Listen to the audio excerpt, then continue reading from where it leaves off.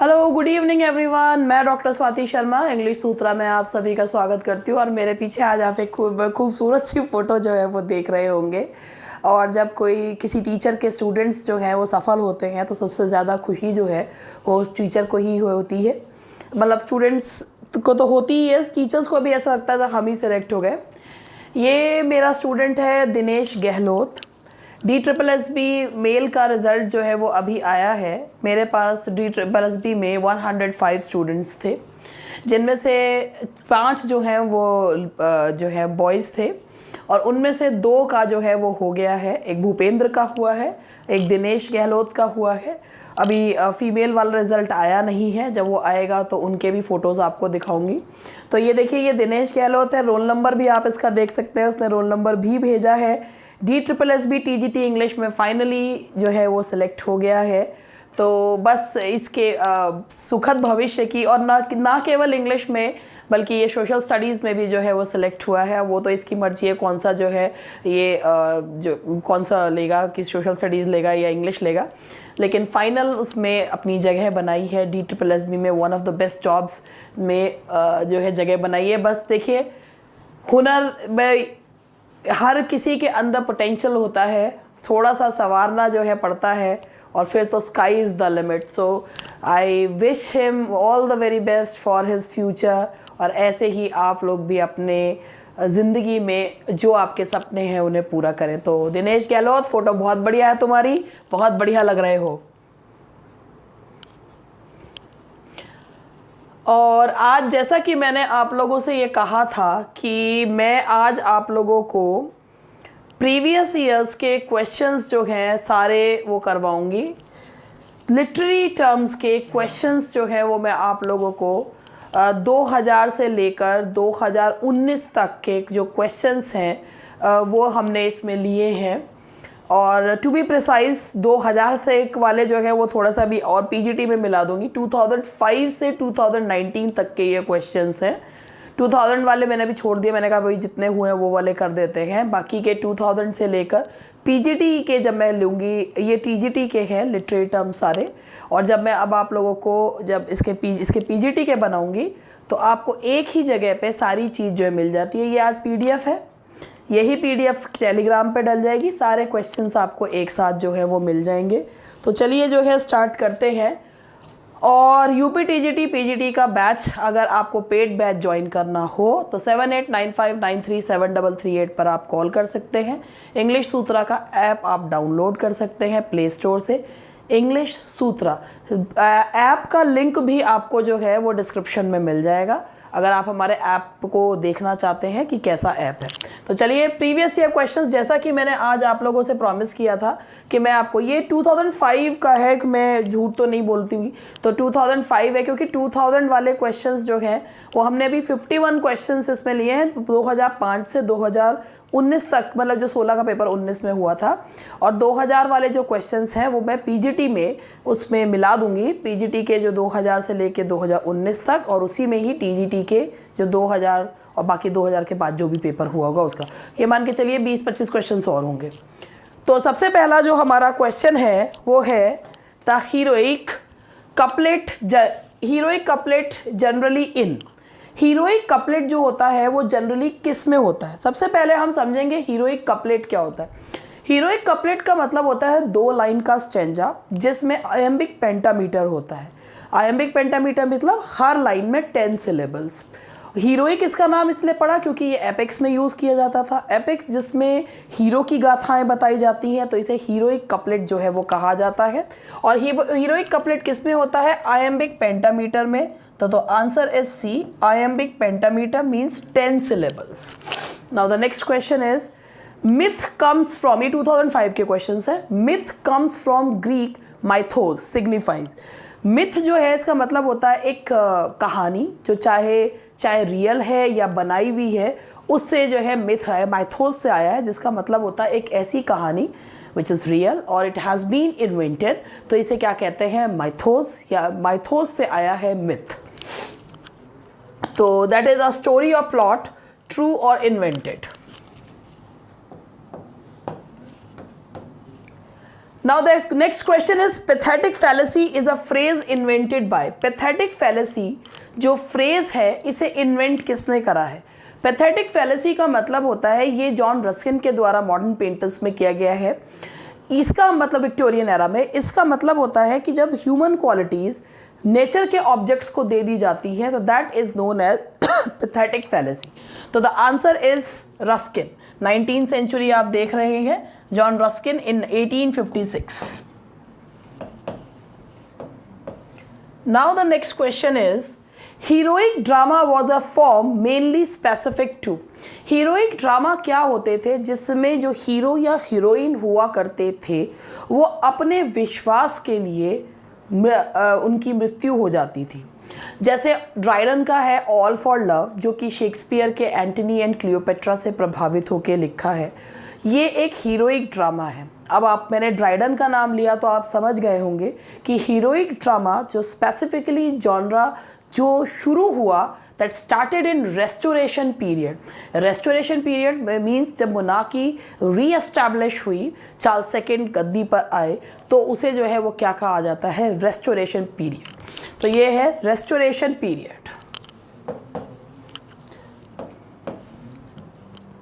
Now the next question is one of the following is an epistolary novel. इनमें से कौन सा एक नॉवल एपिस्टलरी है?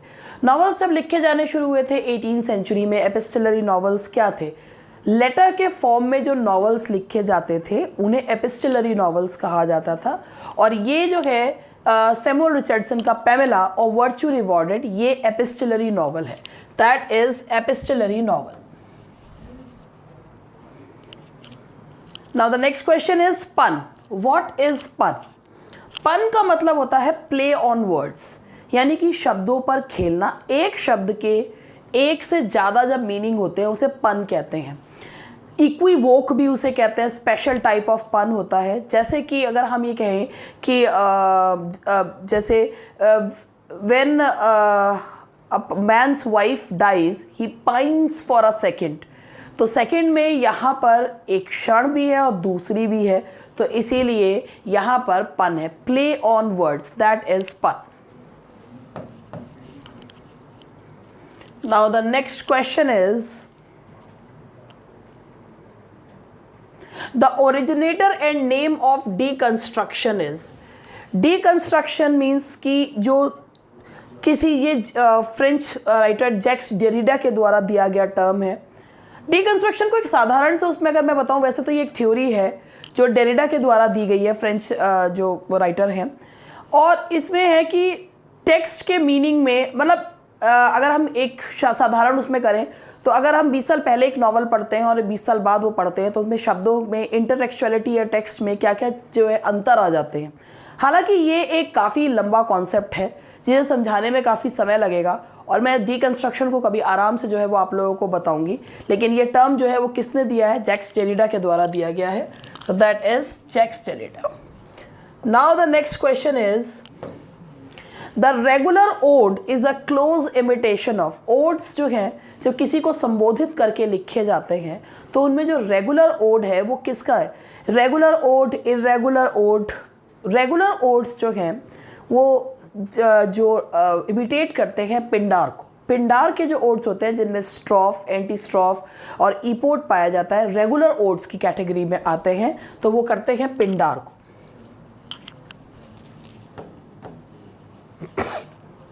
That is Pindar. Now the next one is novella is a word from. Novella जो word लिया गया है that is from ये इटालियन वर्ड है। ये कहाँ से लिया गया है? ये इटली से आया है। Novel that is a new thing.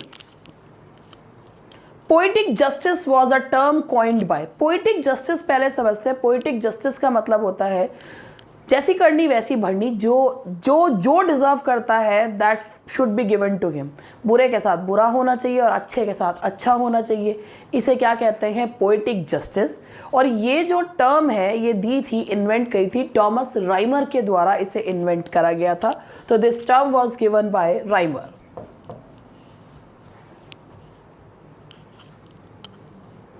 Informal essay is also known as. Essay जो भाई father of essay Montaigne French के, father of English essay Bacon, Bacon who was known for his aphoristic styles, कम शब्दों में ज़्यादा बात कहना। और जो ये एसेज होते हैं, इनफॉर्मल एसेज जो होते हैं, इन्हें क्या कहा जाता है? इनफॉर्मल एसे को कहा जाता है, आप इसमें फेमिलियर एसे आप इसको कह सकते हैं। अगर ये पर्सनल होता तो हम यहाँ पर्सनल कर देते। इनफॉर्मल एसे यानी कि जिसमें हम चीज़ों के बारे में जानते हैं, तो इन्हें फेमिलियर एसे भी हम कह सकते हैं। They are also known as familiar essay.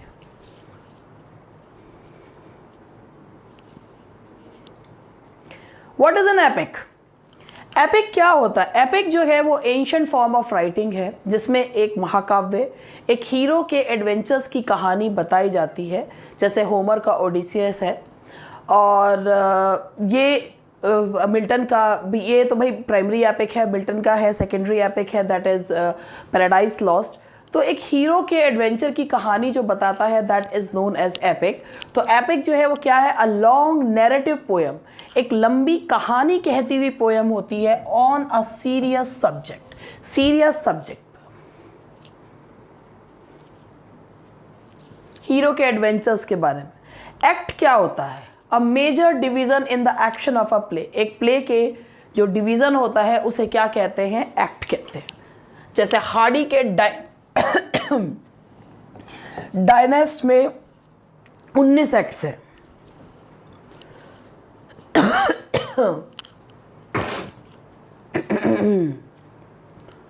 The sonnet is a poem of, sonnet जिसका बर्थ प्लेस है इटली, सोनेट जो पोएम होती है that is of 14 lines, 14 line की पोएम होती है।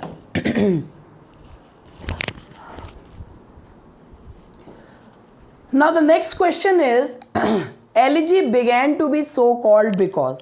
अब मैं आपको इसे बताऊं कि एलिजी जो है वो एलिजी क्यों कहलाने लगी। भाई देखिए, एलिजी एक पोएम ऑफ सॉरो भी है, और एलिजी को एलिजी इसलिए भी कहा जाता है क्योंकि वो एलिजी एक मेज़र में लिखी जाती थी।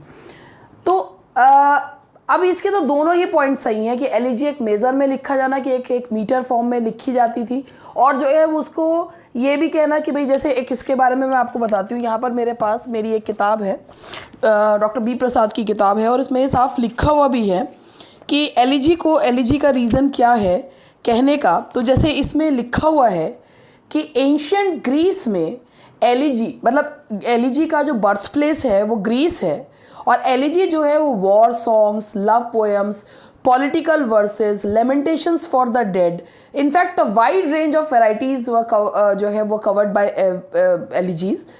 अब और वो गे मतलब खुशी भी से भी भरी हुई होती थी, दुख वाली भी होती थी।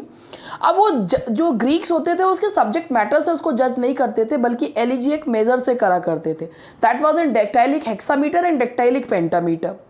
तो एलिजी एक मेजर जो होता था वो होता था पहली लाइन में डेक्टाइलिक हेक्सामीटर और दूसरी लाइन में डेक्टाइलिक पेंटामीटर।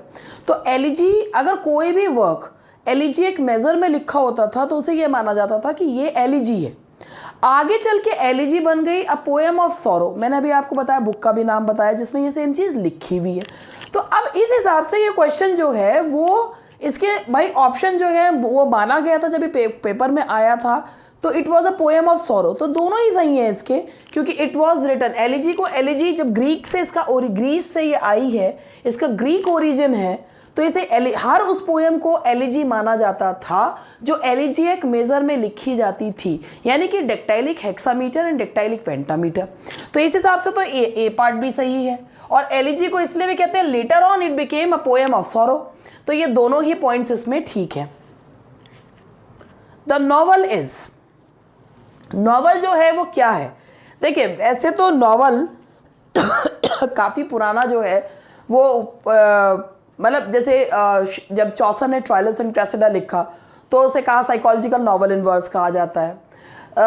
ऐसे ही जो the life and history of जो जैक विल्टन की जो है वो कही जाती है कि भी पहला पिकारेस्क नॉवल है द अनफॉर्चुनेट ट्रैवलर ये। लेकिन नॉवल को जो शेप मिली है वो आकर मिली है 18वीं सेंचुरी में, वो शेप मिली है। तो इसीलिए one of the latest forms of writing में माना जाता है, क्योंकि उससे पहले रोमांसेस थे, चीज़ों को नॉवल कहा, क्रिटिक्स ने माना, लेकिन बाद में वो one of the latest forms of writings में जो है वो आ गई। तो इसीलिए बी है इसका। A dramatic monologue is, dramatic monologue क्या होती है? एक पोएम होती है जिसमें एक स्पीकर जो है वो बोलता है और दूसरा एक इमेजिनरी स्पीकर एक इमेजिनरी ऑडियंस से बात करता है। तो ये क्या होती है? That's a poem, it's a poem, that's B. What do we call a piece of writing that is an imitation of an action that is serious and complete in itself? Aristotle ने कहा है, ये definition किसकी है? Tragedy की। तो ये है that is a tragedy, that is tragedy. Now the next question is allusion. Allusion का मतलब क्या होता है? जब हम किसी हिस्ट्री में से, किसी एक कोई हिस्ट्री में से, कहीं किसी किताब में से, किसी और देश के लिटरेचर में से जब कोई एक पासिंग रेफरेंस देते हैं अपनी बात को समझाने के लिए, किसी कैरेक्टर का, किसी बुक का, तो उसे क्या कहा जाता है? That is known as allusion. उदाहरण के लिए जब हम कोई चीज़ बताते हैं अपनी बात को समझाने के लिए। Now the next question is what is a ballad? Ballad क्या होता है? It's a song sung by ballet dancer, is a folk song or orally transmitted poem dealing with a popular story. Ballad क्या होता है? एक फोक poem song होता है जो इज अ फोक सॉन्ग जो कि पॉपुलर स्टोरी के बारे में बताता है। That C.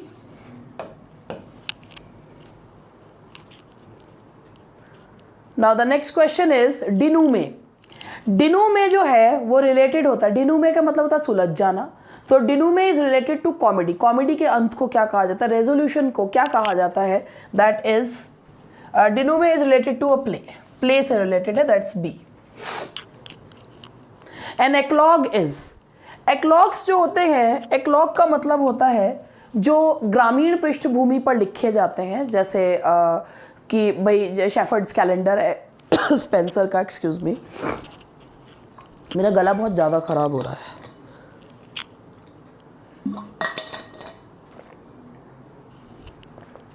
शेफर्ड्स कैलेंडर जो है वो एक्लॉग है, उसमें भाई जो कैलेंडर है 12 एक्लॉग्स हैं।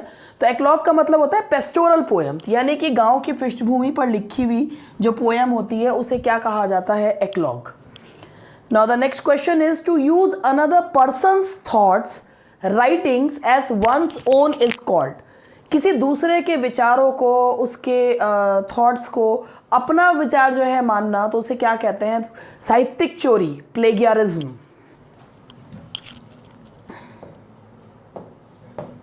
That is plagiarism. Now the next question is a sudden and ridiculous descent from the exalted to the commonplace and ordinary, especially when a writer striving for the noble or pathetic achieves the ludicrous, is best expressed by the term. एक sudden and ridiculous descent from the exalted, कि जब action जो है वो ऊपर से एकदम से चढ़ते हुए एकदम से जो है धड़ाम से आके नीचे गिरता है, तो उसे क्या, जिसमें एक्शन जो होता है, देखिए जो जब क्लाइमैक्स होता है तो वो वर्ड लिया गया है, क्लाइमैक्स से लैडर से लिया गया है, जिसमें जो एक्शन होता है वो असेंडिंग फॉर्म में होता है। जब एक्शन डिसेंडिंग फॉर्म में होता है, यानी कि ऊपर से नीचे की ओर गिरता है, एक बहुत सीरियस से एक बहुत ही हल्के टोन पर आ जाता है, कि एक जिसका एग्जांपल भी है पोप का है कि sometimes she takes counsel sometimes tea. तो कहाँ क्वीन एन के बारे में कहा गया कि sometimes she takes counsel sometimes tea, तो कहाँ काउंसिल और कहाँ टी, तो वो एकदम से उठा एक्शन और धड़ाम से आकर गिर गया, उसे क्या कहते हैं? That is bathos. और एंटी क्लाइमैक्स, तो दैट इज़ बेथोस। बेथोस का ही दूसरा नाम है एंटी क्लाइमैक्स।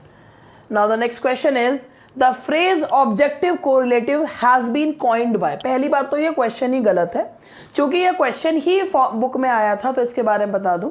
ऑब्जेक्टिव कोरिलेटिव जो टर्म है that was not at all coined by T S. Eliot. T S. Eliot ने इसे अपने essay Hamlet and his problems में यूज करा है। It was made famous by T S. Eliot but this term was coined by Washington Allston. तो इसे हम इसको क्वेश्चन को ये ठीक करना चाहिए, the phrase objective correlative has been made famous by, तो ये फेमस बाय बनाया है किसके द्वारा? That is T.S.. इलियट अपने essay Hamlet and his problems में। Let's go then, you and I, when the evening is spread out against the sky like a patient etherized upon a table, the lines have been written in. कि ये ये जो है let's go then, ये love song of J Alfred Prufrock की lines हैं, और ये जो पोएम है इसमें इंटीरियर मोनोलॉग है, और ये फ्री वर्ड्स में लिखी हुई है, जिसका ना कोई राइम स्कीम होती है ना मीटर होता है। तो ये लाइन जो है वो लिखी गई है फ्री वर्ड्स में। फ्री वर्ड्स ही जिसका दूसरा नाम होता है vers libre. Now the next one is, अब ये क्वेश्चन देखिए रिपीट हो गया है, तो ऐसे ही रिपीटेड ही ले लिया है कि एल्यूजन क्या होता है। तो ये भी मैंने आपको बताया, जब अपनी बात को बताने के लिए हम इतिहास में से या किसी कैरेक्टर का रेफरेंस लेते हैं तो उसे क्या कहा जाता है, एल्यूजन। तो ये इज एन इनडायरेक्ट और passing reference to an event. Now the next question is, catharsis is catharsis क्या होता है। कैथारसिस, ट्रेजेडी का जो एक ध्येय होता है, वो एम होता है catharsis, purgation of feelings, feelings को फीलिंग्स की क्लीनलीनेस। तो कैथारसिस जो है वो टर्म किससे रिलेटेड है, ट्रेजेडी से। It is related to tragedy. Now the next one is chorus. Chorus किसे कहते हैं। कोरस जो होते हैं ग्रुप ऑफ सिंगर्स होते हैं ड्रामा में, जो आगे के एक्शन के आगे क्या होने वाला है उसे बताते हैं, मेनली बैंड ऑफ सिंगर्स। तो ये ग्रुप ऑफ सिंगर्स होते हैं chorus. Now the next question is, comic relief implies. Comic relief का मतलब होता है जब किसी ट्रेजेडी में या किसी वर्क में एक बहुत ऐसा वर्क चल रहा है जो बहुत ज़्यादा प्रेशर डाल रहा है, उस बीच में लोगों को थोड़ा सा हंसाने की जो कोशिश की जाती है सो दैट दे में ब्रीद, तो उसके को हम क्या कहते हैं, कॉमिक रिलीफ। जैसे शेक्सपियर के प्लेज में हैमलेट में ग्रेव डिगिंग सीन है, मकबेथ में मकबेथ का जो सीन है नॉकिंग एट द गेट, जो है नॉकिंग सीन है। और जो भी ऐसे प्लेज होते हैं जहाँ पर जिसे नॉकिंग सीन, जिसे पोर्टर सीन कहा जाता है, जहाँ ट्रेजेडी से लोगों को सांस लेने के लिए एक कॉमिक सीन जो है वो क्रिएट किया जाता है, उसे क्या कहते हैं, कॉमिक रिलीफ। तो अब आप इसमें देखिए, the interval in the play or film, a hilarious comedy, a short humorous episode interrupting a tragedy. तो जैसा मैंने आपको बताया, ये ट्रेजेडी के बीच में लोगों को थोड़ा सा रिस्पाइट देने के लिए यूज किया जाता है comic relief. Morality plays were, देखिए ड्रामा की जब शुरुआत हुई थी तो morality, mystery plays, miracle plays और मॉरलिटी प्लेज आए थे, और ये प्लेज बहुत ज़्यादा फेमस थे। ये 15th और 16th सेंचुरी में, एवरीमैन इसका एग्जाम्पल है। तो morality plays were produced in the 15th and 16th centuries। Who of the following poets belongs to the fleshly school of poetry? अब आप खुद देख रहे हैं, यही सारे लिटरेरी टर्म्स जो हैं वो अभी तक 2005 से लेकर 2019 तक के पेपर में आए हैं, जो मैं आप लोगों को करवा रही हूँ। Fleshly school of poetry actually pre Raphaelite brotherhood DG Rossetti के द्वारा स्टार्ट किया गया था, और रॉबर्ट बुकानन ने इसको कहा था fleshly school of poetry because of their overt use of sex and all that things, क्योंकि उनका ये मानना था कि what ever they portray in a very candid manner. तो इसीलिए इसको जो रॉबर्ट बुकानन ने ये टर्म दी थी फ्लैशली स्कूल ऑफ पोइट्री, और किसको कहा था, डीजी रोजेटी को, Dante Gabriel Rossetti.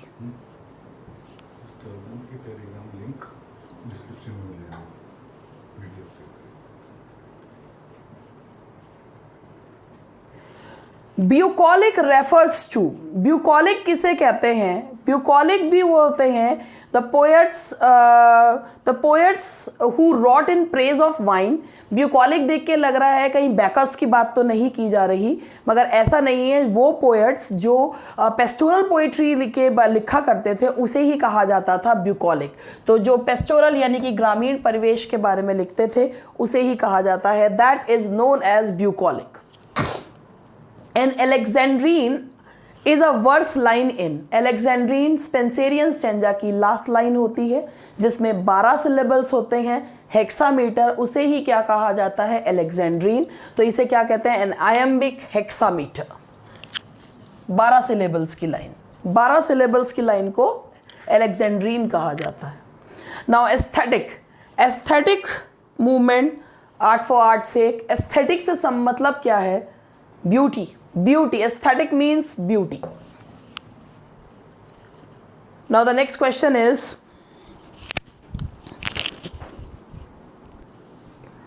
the reversal of fortune of tragic hero is called, the reversal of fortune of the tragic hero is called, that is, देखिए ये सब tragedy के जो है टर्म्स हैं। रिवर्सल ऑफ फॉर्च्यून जब hero का मतलब 360 डिग्री पे चेंज हो जाता है तो मतलब अच्छे से बुरा हो जाता है, उसे क्या कहते हैं, peripeteia. That is peripeteia, that is reversal of fortune. Now the next one is what is euphony. Euphony जो है वो क्या है, यू मतलब अच्छा, फोनी मतलब होता है साउंड, तो प्लेजेंट साउंड को हम क्या कहेंगे, यूफनी। Who invented and popularized the phrase poetic justice? ये मैंने अभी आपको बताया था कि ये जो टर्म है ये थॉमस राइमर के द्वारा दिया गया है, अच्छे के साथ अच्छा और बुरे के साथ बुरा, तो ये दिया गया है राइमर के द्वारा, that is Rymer. What is soliloquy? An actor's secret thought uttered aloud, secret speech, an actor's speech not to be heard by audience, an actor's speech meant for other characters also. Soliloquy का मतलब होता है एक actor का secret thought जो कि बताया जाता है ऑडियंस को, तो एक्टर का सीक्रेट थॉट जो कि जोर जोर से बोला जाता है जिससे कि ऑडियंस उसको सुन ले, उसे जो है क्या कहा जाता है, सोलिलोक्वी। सोलो अकेले, लोक्वा मीन्स होता है डायलॉग, अकेले खड़े होकर जोर से डायलॉग बोलना, आसपास कोई नहीं है लेकिन अपने मन के विचारों को ऑडियंस तक पहुंचाना, दैट इज सोलिलोक्वी।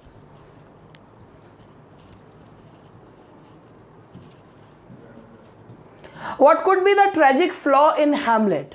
Tragic flaw और हेमर्शिया, error in judgment, हैमलेट के अंदर था नोबल इनएक्शन।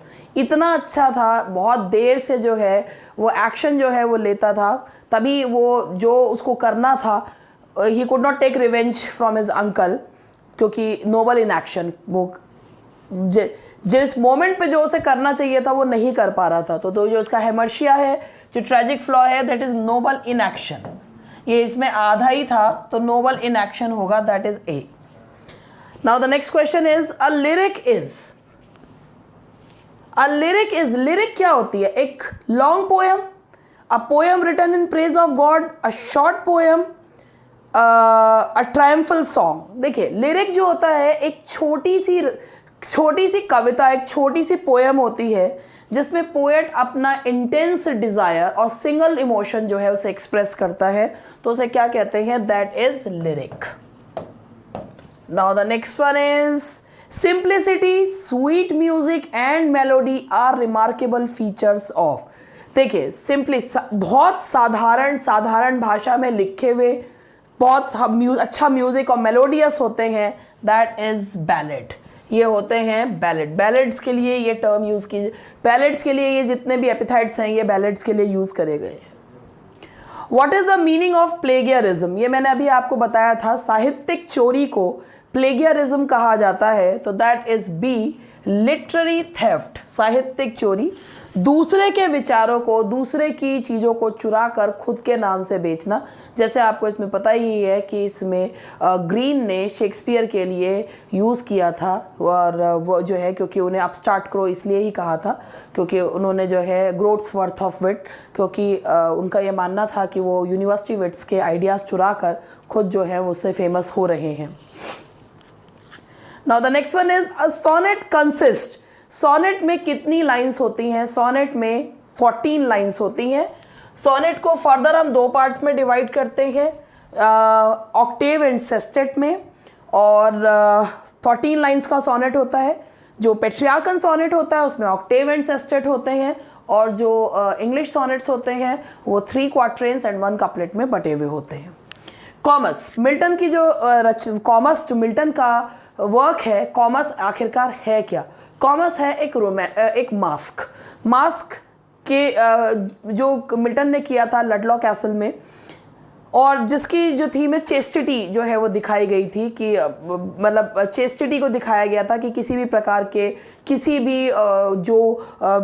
जिसे कहना चाहिए सामाजिक या जो टेम्पटेशंस हैं उनमें नहीं आना चाहिए। वही लोग जीतते हैं जो लोग टेम्पटेशंस में नहीं आते।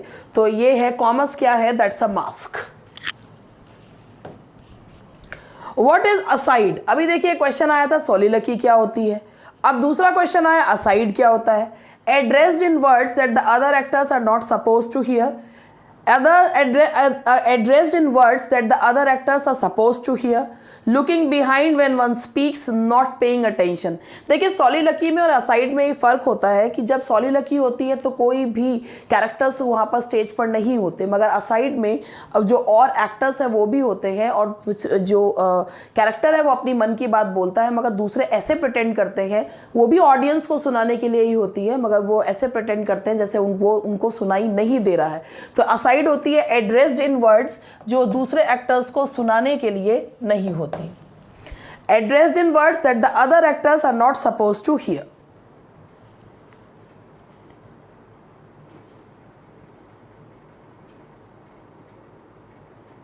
What is dirge? Dirge का मतलब होता है मृत्यु सॉन्ग, छोटा होता है। That is song of grief, a song of grief. How many parts are there in the prelude? हालांकि ये लिटरेरी टर्म्स का क्वेश्चन नहीं है कि प्रिल्यूड में कितनी जो है वो किताबें, वर्ड्सवर्थ की बुक है प्रिल्यूड, उसमें कितनी किताबें हैं।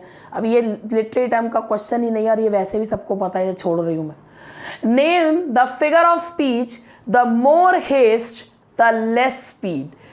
The more haste the less speed, वैसे तो ये चीज़ जो है वो एंटीथेसिस भी होनी चाहिए थी, लेकिन जब जो शॉर्ट पिदी सेइंग्स होती हैं जिनमें जो ऑपोजिट चीज़ें बताते हुए भी एक जो है एक बहुत ही ज़्यादा एक नॉलेजेबल चीज़ें जो हैं वो बताती हैं, जो वर्ल्डली एक्सपीरियंस पर आधारित होती हैं, उन्हें क्या कहते हैं? Epigram. The child is the father of man, paradox भी होता है, और उसमें जो है वो वर्ल्डली नॉलेज को, प्रैक्टिकल नॉलेज को बताती हैं। शॉर्ट पिदी सेइंग्स जो होती हैं उन्हें क्या कहा जाता है? Epigram. And now the next question is which of the following is a pastoral elegy? इनमें से कौन सी पेस्टोरल एलिजी है? Elegy written in a country churchyard, in memoriam, Lycidas, Duino elegy. ये क्वेश्चन इस बार भी आया था और ये क्वेश्चन 2016 के पेपर में भी आया था। Elegy written in a country churchyard एक इम्पर्सनल पर्सनल एलिजी है। इन मेमोरियम पर्सनल एलिजी है। लिसिडस जो कि मिल्टन ने लिखी है, जिसमें उन्होंने लिसिडस अब एक पेस्टोरल एलिजी है क्योंकि एक अपने साथी शेफर्ड की मृत्यु पर विलाप करते हुए लिखी है, तो इसमें से सिर्फ लिसिडस ही है जो पेस्टोरल एलिजी है। कहने का मतलब ये है कि जब पेपर देने जाएं तो सारे पेपर सॉल्व करके ज़रूर जाएं। हो सकता है भाई पेपर बनाने का वाले का मन करे कि 10 क्वेश्चन इसमें से उठा लूँ, 10 क्वेश्चन उसमें से उठा लूँ। Now the next question is lyric has been the most popular form of poetry during। Lyric जो है वो कौन से समय में बहुत ही पॉपुलर फॉर्म ऑफ पोइट्री थी? तो लिरिक जो है वो पॉपुलर थी late 18th and early 19th century में, जब यानी कि रोमांटिक एज में। तो ये है late 18th and early 19th, romantic age में लिरिक जो है वो बहुत ही ज़्यादा फेमस था। और प्रिल्यूड आप सबको पता है, there are 14 बुक्स। ठीक है जी, तो दैट्स ऑल फॉर टुडे। और ये सारे 2005 से 2019 तक 21 के मैंने पहले ही करवा दिए, तो ये सारे एक ही जगह पे आपको लिटरेरी टर्म्स जो हैं वो मिल गए। अब आप लोगों को इसकी जो PDF का लिंक है कि जब आपको सारे एक साथ मिल जाएं, वो डिस्क्रिप्शन में आपको टेलीग्राम का लिंक मिलेगा, वहीं पर आपको जो है इसकी PDF का लिंक मिल जाएगा। Thank you very much, that's all for today, bye bye.